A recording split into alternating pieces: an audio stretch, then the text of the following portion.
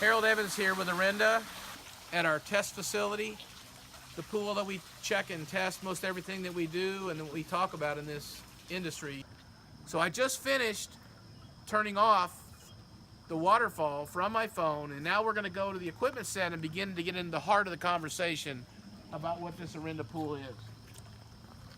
It's actually growing some moss on the side of it, you can see it, because we sit in the shade here in the trees in Fairview. You know, here in Texas, people think we live on flat land and have horses and wear cowboy hats, but as you can see, this is a long way from the dungeon of the desert. This is an oasis environment that we live in. We're very grateful to live in the way that we're able to.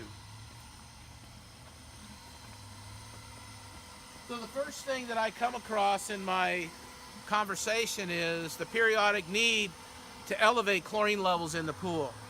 So let's talk about shocking pools. I'm more about gentle water chemistry. I think trends and controllability of the water is the future. This is simply Cal-Hypo granular. Periodically, when we're not happy with the conductivity in the pool and we want to elevate it, in fact, I put a little in this morning and actually got my ORP up a little bit in the pool. And let's look at what our pool is this morning. So by going to an internet connection, I'm looking at my controller. This is how I control my features with my various functions. This is my chemical system. And basically what we have this morning is 682 conductivity ORP, 783, a little high on the pH. The reason it's high is that we know the CO2 tank needs to be replenished. It's low in CO2. And my water balance is 0.26 plus on the LSI. So as we progress over to the equipment, I want to explain to you how this is set up.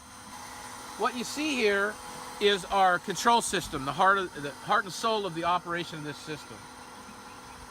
We have a protective cover, and you'll notice there's no protective cover over here in front of the heater.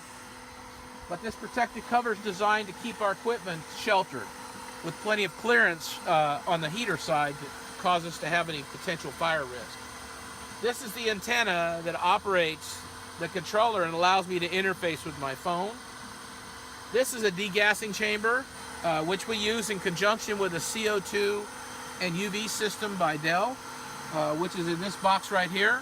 This is producing ozone and UV, and is degassing the ozone gas into this degassing chamber so that we don't get the ozone popping up in the pool. People really don't want to be exposed to those air bubbles. It's better that it be degassed before it goes back to the pool.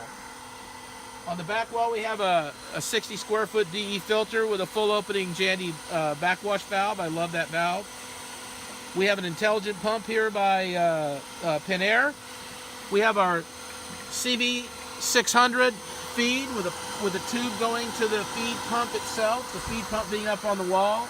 The two pumps that you see on the bottom are for our SC1000 and our CV600 that's being automated periodically. And you'll also notice on the equipment set our PR10000. So periodically we're using phosphate control to help maintain the water quality in this pool, but it's not something we put in the pool on a regular basis. It's something we put on periodically based on conditions that we evaluate with testing the water. Up here you have your chlorine feed, and then you have your conductivity port up here that's determining the water chemistry of the pool, okay? We're going to go around to the back in a minute. We look over to the side here, and we have a booster pump for the Polaris 280. We have a series of check valves and water going into the heater. This is a remote commercial version of the 300 chlorinator. We're actually going to be looking at later on this year the use of slow dissolving Cal-Hypo tablets as a potential solution to supplementing the use of bleach and the use of Cal-Hypo. This pool has never seen trichlor or dichlor.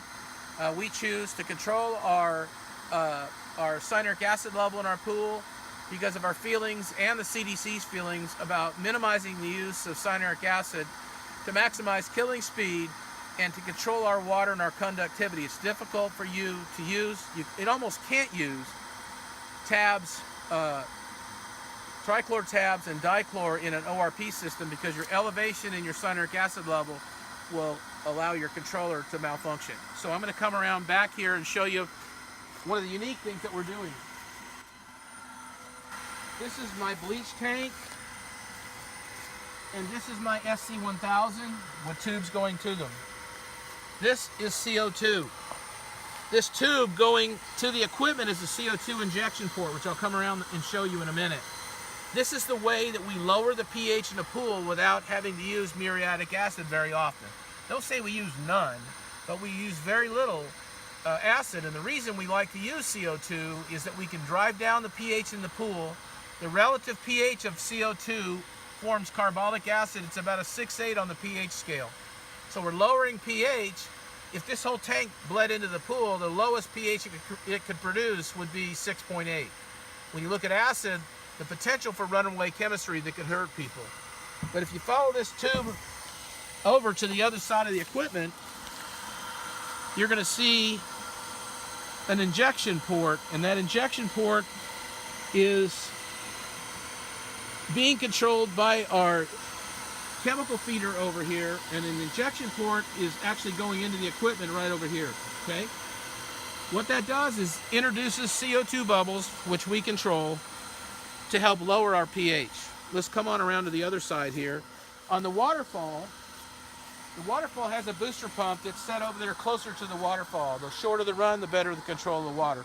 One other thing I'd like to point out, which I overlooked a minute ago, this is your suction. It's extremely important that you, if you have the ability, that you can maintain proper pipe size to control the amount of water you flow. It's very difficult if a pool is not plumbed at larger pipe sizes individually to begin with to control the water. So individual lines give us a tremendous amount of control. This is an actuator that controls our pool and our spa. This is our spa line. You can see that's a 3-inch line with a 2.5-inch feed. We got 2-inch separate suction all the way across, every line plumbed separately into our pump. And then we have large plumbing going into our pump itself. So let's go over here and I'll show you the booster pump. The reason this booster pump is where it is its proximity to the waterfall. The shorter the distance, the more efficient the circulation is. This waterfall water feature pump has extremely large piping. As you can see, I've got 3-inch line coming into this pump with 2.5-inch line going back separated and split amongst all the lines that are in the back. And if you come over here, you can see I have individual control at the source of the water so that I can make a determination how I want this waterfall to act. If I want more water to go one place than I do another, then I have that control and that ability. So let me come back over to the equipment. We're going to walk over to the pool and kind of finish our conversation. We at Orenda are trying to change the way the world thinks about water, and we need the pool professional and the homeowner to understand what it is we're trying to do and how we're trying to accomplish that. So one of the things that I challenge you to do, and one of the things that we're not testing in swimming pools when we talk about the Langmuir Saturation Index, the LSI, is based on my conversations with distribution and salespeople. They tell me that their sales for reagents for calcium are extremely low in this industry, which tells me that one of the major things that we're trying to accomplish out here is to understand the balance of calcium hardness and alkalinity and how it affects the way that we look at the LSI index. And so one of the first things I challenge you as a professional to do is to get yourself a calcium test kit and know what your calcium level is. It's a hugely influential factor in your LSI calculation. Remember, you can go to the App Store. Here's our app, Orenda Technologies. And here's the desired level on the left. I'm sorry, current level on the left, along with temperature, very critical item, and then how we're going to change that. And at the very bottom of this, you're going to see the LSI real time determining whether you're in compliance with the Langmuir Saturation Index or not.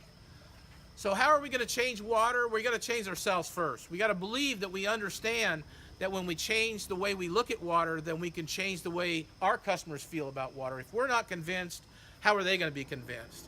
So you gaining aptitude and understanding the things that you do more allows you to be more valuable in the industry. And through these videos that we're going to do over the next several months, we're going to try to help you understand a step-by-step way to become a different person in what you do in your business and to provide additional value with more aptitude than anything. You can look at the internet, you can look at all the various forms of commerce that go on in this country, and it's changing. But one thing is a constant, and that is if you become educated and you understand what you're doing and how this equipment works and how it fits into your world and into your customer's world, and you give your customer that power and you're not afraid of things, you'll be amazed at how it can influence your business and make you better at what you do. So I'm going to sign off today, and thank you for taking a minute to watch this video. We'll have periodic videos that are reminders of various conversations that we have along the way. Honestly, I never know what I'm going to say or when I'm going to say it, so you're liable to learn something new every time we talk. But at the end of the day, the mission here is for us to become more professional, to become more valuable, and to become more authentic in the way in which we change the way the world thinks about water. Thank you very much from Orinda, and have a good day.